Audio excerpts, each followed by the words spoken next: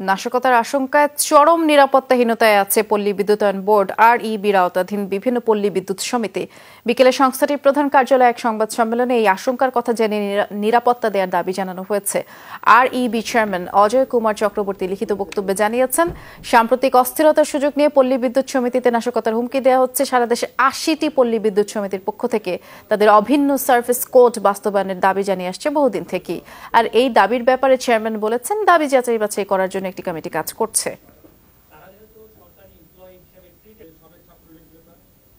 বিভিন্ন স্বার্থান্বেষী মহল, যেটা আমি বলেছি, তারা এটার হয়তো কোনো ধরনের সুযোগ গ্রহণ করতে পারে এবং কোনো ধরনের ধ্বংসাত্মক কার্যকলাপের হয়তো সুযোগ তৈরি হতে পারে। সেজন্য আমরা মনে করি যে সকল কর্মকর্তা কর্মচারীকে স্ব কর্মস্থলে উপস্থিত থেকে দায়িত্ব পালন করতে হবে।